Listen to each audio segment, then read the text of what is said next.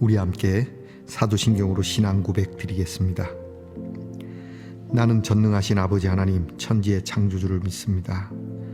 나는 그의 유일하신 아들 우리 주 예수 그리스도를 믿습니다.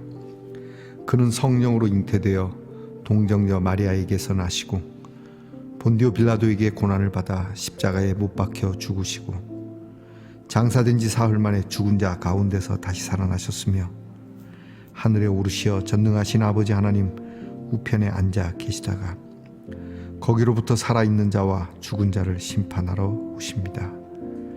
나는 성령을 믿으며 거룩한 공교회와 성도의 교제와 죄를 용서받는 것과 몸의 부활과 영생을 믿습니다. 아멘. 오늘 우리가 함께 부를 찬송은 찬송가 339장입니다. 내 주님 지신 십자가. 찬송가 339장을 함께 부르겠습니다.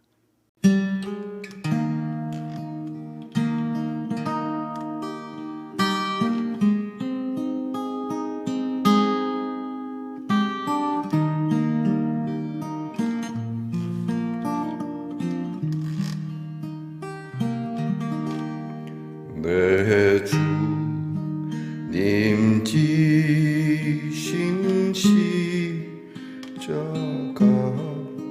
우리는 안질까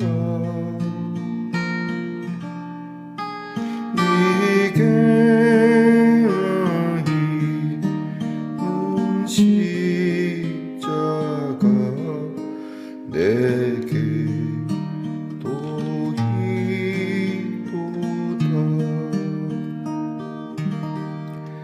내 못새 때린 십자가 늘 지고 가리다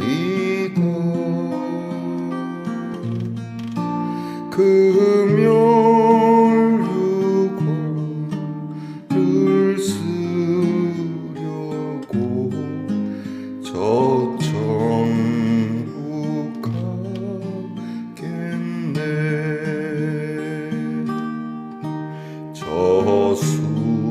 저수정 같은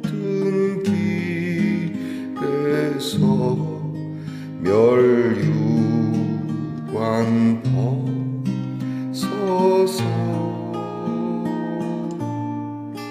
주 예수 앞에 바치며 늘 찬송하겠네 저 천사 소리 높여서 늘 찬송할 때에 그 좋은 노래 곡조가 참 아름답도다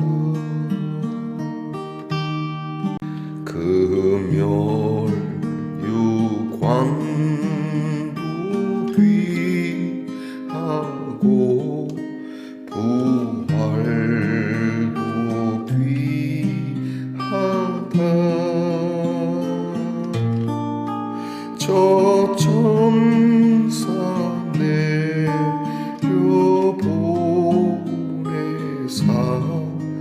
날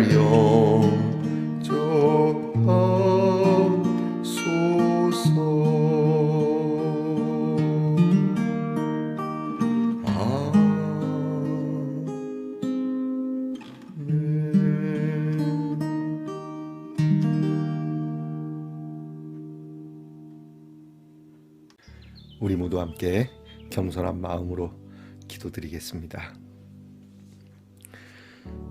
주님이 주시는 하루를 시작하고 달려갑니다. 하나님, 다른 사람은 어떻게 생각할지 모르나 우리는 주님이 주시는 귀한 하루인 줄 믿습니다. 그리고 우리에게 주신 귀한 사명들을 생각하며 나아갑니다.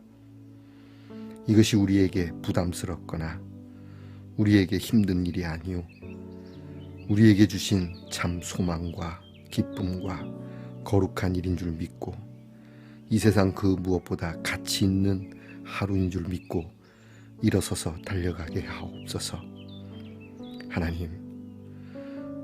하나님을 믿지 않는 사람들도 저마다의 소원을 이루기 위하여 그들의 고통을 감내하며 나아가는데 우리 믿는 사람들은 하나님이 주신 이 귀한 일을 더욱 그렇게 여겨야 되지 않겠습니까? 우리를 건지시기 위하여 고난을 당하신 주님을 생각하면 오늘 우리가 당하는 고난이 주님만 하겠습니까? 주님께서 그 귀한 십자가를 우리에게 주시며 오늘도 우리가 살아야 하는 소명과 사명의 일을 새롭게 하시니 이것을 눈 감고 모른 척 할 것이 아니라 담대하게 앞에 있는 면류관을 바라보며 나아가게 하옵소서. 주님, 이 하루 하나님 앞에서 하나님께서 주시는 귀한 능력의 노래를 부르며 아름다운 하루의 일기를 써내려가려 합니다. 하나님, 때로는 잘못된 글을 쓸 수도 있겠지만 주의 천군과 천사가 늘 함께하며 말씀이 나와 함께함을 잊지 않으며 하나님 앞에서 참 감사함으로 승리하는 하루가 되게 하옵소서. 아버지 하나님, 오늘도 연약한 가운데서라도 주님 앞에 두 손을 모으며 무릎을 모으려는 귀한 성도들을 기억하시고 하나님께서 그 연약함과 병 가운데서도 역사하심을 보게 하옵소서. 일용할 양식을 주시듯 일용할 병과 싸울 힘을 주시옵소서. 하나님 아버지, 우리의 자녀들을 위하여 늘 기도합니다. 하나님께서 우리의 자녀들이 공부를 하며 넉넉히 이길 수 있는, 감당할 수 있는 지혜와 명철을 주시고 나라를 지키는 자녀들이 건강함과 안전함으로 하나님께서 친히 나라를 지켜주심을 믿고 나라에 수고하게 하시고 또한 직장에서 애쓰며 수고하는 자녀들이 힘들고 고된 노동이지만 하나님이 주실 귀한 양식을 바라보며 일하게 하시고 멀리 해외와 객지에 나가 있는 자녀들의 외로움 자리 그리고 그들의 침상과 그들이 덧없이 내딛는 발걸음이라 할지라도 하나님께서 그 발걸음을 복되게 하시며 평탄케 하시옵소서. 오늘도 하나님의 말씀을 붙들고 나갑니다. 말씀을 잘 듣고 말씀을 잘 이해하고 말씀을 잘 깨닫고 말씀이 우리를 인도하는 은혜가 되는 하루가 되게 하옵소서. 예수님 이름으로 기도하옵나이다. 아멘. 오늘 우리가 함께 나눌 묵상의 말씀은 에스겔 2장 1절로부터 7절까지의 말씀입니다. 에스겔 2장 1절로부터 7절까지의 말씀을 저와 함께 소리내어 읽겠습니다. 그가 내게 이르시되 인자야 네 발로 일어서라 내가 네게 말하리라 하시며 그가 내게 말씀하실 때에 그 영이 내게 임하사 나를 일으켜 내 발로 세우시기로 내가 그 말씀하시는 자의 소리를 들으니 내게 이르시되 인자야 내가 너를 이스라엘 자손 곧 패역한 백성 나를 배반하는 자에게 보내노라. 그들과 그 조상들이 내게 범죄하여 오늘까지 이르렀나니 이 자손은 얼굴이 뻔뻔하고 마음이 굳은 자니라. 내가 너를 그들에게 보내노니 너는 그들에게 이르기를 주 여호와의 말씀이 이러하시다 하라. 그들은 패역한 족속이라 그들이 듣든지 아니 듣든지 그들 가운데에 선지자가 있음을 알지니라. 인자야 너는 비록 가시와 찔레와 함께 있으며 전갈 가운데에 거주할지라도 그들을 두려워하지 말고 그들의 말을 두려워하지 말지어다. 그들은 패역한 족속이라도 그 말을 두려워하지 말며 그 얼굴을 무서워하지 말지어다. 그들은 심히 패역한 자라 그들이 듣든지 아니 듣든지 너는 내 말로 고할지어다. 아멘. 말씀의 동산 성도 여러분, 지난밤 편안히 잘 주무셨습니까? 다시 우리는 새로운 한 주를 달려가고 있습니다. 여러분들께서도 이 한 주 믿음으로 늘 승리할 수 있기를 축복합니다. 오늘은 어떻습니까? 네, 좋습니다. 혹시 보이십니까? 이 컵에 돌아가면서 새겨진 하트 말입니다. 자, 제가 여기 되면 잘 보이시라고 봅니다. 여러분께서 이 봄에 여러 모양으로 갈증이 여름과 같이 느껴지실 수도 있을지 모릅니다. 그럴 때 우리가 이렇게 사랑이 그려진 컵에 시원한 생수 한 잔도 괜찮지 싶습니다. 여러분의 삶이 언제나 사랑으로 시원하기를 축복하면서 여러분에게 다시 여쭙습니다. 오늘은 어떻습니까? 네, 좋습니다. 에스겔 5번째 시간입니다. 자, 오늘 말씀에는 이제 에스겔이 네 생물과 네 바퀴와 거룩한 하나님의 보좌와 영광에 대한 환상을 본 후에 하나님께로부터 소명을 받는 말씀이 나타나고 있습니다. 오늘 말씀을 보면 하나님의 영이, 하나님의 신이 에스겔에게 임하고 이 에스겔이 이제 움직이게 되는 말씀인데요. 우리가 지난주에 보았듯이 네 생물 네 바퀴가 궁극적으로 하나님의 영에 의하여 좌우로 치우치지 아니하고 곧장 하나님을 향하여 나아가는 것을 보면서 이 하나님의 영에 대하여 움직이는 네 생물처럼 에스겔도 그렇게 하나님의 영에 의하여 좌우로 치우침 없이 어떤 상황에서든지 하나님의 말씀만을 따라서 나아가기를 그렇게 명령하시는 말씀을 받습니다. 그러니까 연관이 되는 말씀이 되는 것이죠. 오늘 말씀을 통해서 우리는 크게 5가지를 생각해보고 여러분 기도했으면 좋겠습니다. 첫 번째는 오늘 말씀에 일어서라 말씀합니다. 인자야 일어서라. 여기서 인자라고 하는 것은 예수님께 이렇게 말했던 인자와는 좀 다릅니다. 실제로 연약한 한 사람의 그러한 모습으로 지칭하는 말씀이죠. 인자야, 연약한 자야, 부족한 자야, 야곱과 같이 그렇게 발꿈치를 잡은 것 같은 그러한 사람아 일어나라. 하나님께서는 늘 우리가 앉아있거나 넘어있기를 원치 않습니다. 하나님 우리에게 명하십니다. 일어나서 내 발로 서라. 네 발로 서라. 네가 자립적으로 독립적으로 일어서라. 우리에게는 그 마음이 중요합니다. 먼저 내가 나를 세우고자 하는 마음이 필요합니다. 내가 일어나야지. 이대로 있을 수는 없잖아. 내가 누구냐? 여러분 자꾸 여러분 스스로를 자학하거나 여러분 스스로를 못났다고 이야기하지 마십시오. 다른 사람이 그렇게 얘기하는 걸로 충분합니다. 나조차 여러분 스스로를 자괴감으로 자꾸 키워나가지 마시기 바랍니다. 내가 일어나야지. 내 발로 서야지. 누구의 도움을 받지 않고 내가 일어날 거야. 여러분 이 마음이 있기를 원합니다. 근데 오늘 성경을 보게 되면 하나님의 이 말씀이 딱 임할 때 놀라운 건 그 하나님의 능력, 하나님의 신이 내가 설 수 있도록 이끄신다라고 하는데 귀한 놀라운 말씀이 있습니다. 2절에 보니까 하나님의 영이 내게 임하고 나를 일으켜 내 발로 세우게 하신다. 이거죠. 하나님이 도우십니다. 내가 일어서고자 하고 내가 정말 내 발로 서려고 할 때 하나님이 도우시죠. 그러한 격언이 있지 않습니까? 하늘은 스스로 돕는 자를 돕는다. 내가 일어서려고 할 때 하나님께서 내게 영을 주시면 내가 못 일어날 수도 있어요. 마음은 그런데 안 될 수도 있잖아요. 그러나 이런 마음, 이런 믿음이 간절하면 하나님께서 하나님의 영을 주시는 그 순간 우리는 일어날 수 있고 내가 일어날 수밖에 없도록 하나님이 나를 세우신다라고 하는 것이죠. 두 번째는 하나님께서 목적을 분명하게 하십니다. 하나님께서는 우리로 그냥 덧없이 아무데나 이렇게 다니게 하지 아니하시고 구름 기둥과 불 기둥처럼 딱 우리로 나가게 하시는데 목적이 분명하도록 해서 나가게 하신다는 겁니다. 목적이 이끄는 삶이라고 하는 릭 워렌 목사님의 책이 한때 굉장히 센세이션했는데요.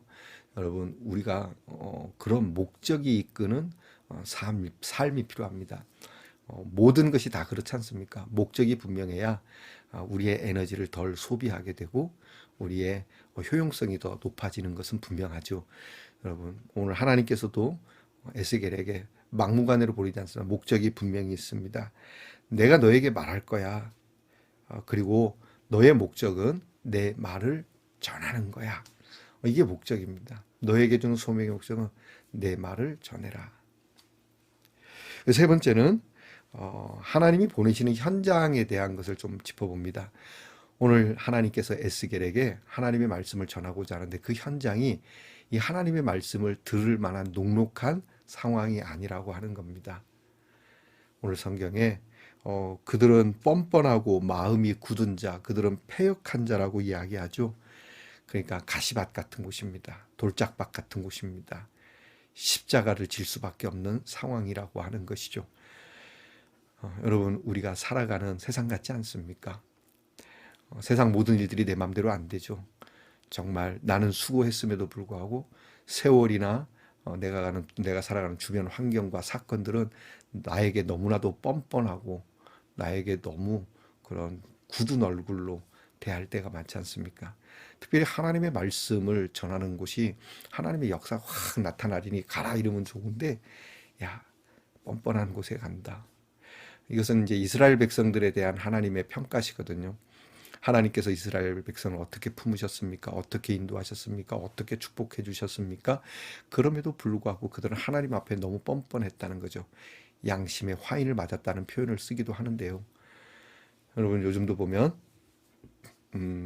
많은 사랑을 받기도 하고 또 많은 인기를 누리기도 하던 그런 사람들이 어떠한 일을 저지르면 이 일에 대해서 부끄러운 마음, 회개하고 애통하는 마음보다 일단은 드러나기 전까지는 상당히 뻔뻔한 모습, 나는 그러지 않았다, 나는 그런 사람이 아니다 라고 말하는 모습들이 나타나죠.